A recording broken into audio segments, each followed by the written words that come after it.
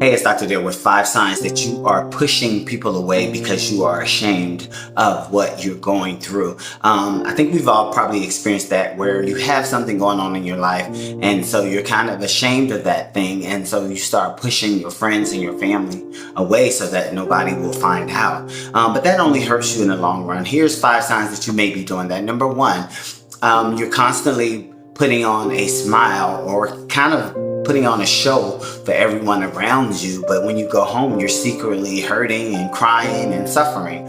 And that leads me to number two. You have a fear that people will judge you if they find out you have this thing. That's only your negative self-talk. People want to help, and that leads me to number three, is that you think people will treat you differently if they find out this thing. So you rather suffer in silence, and that leads me to number four.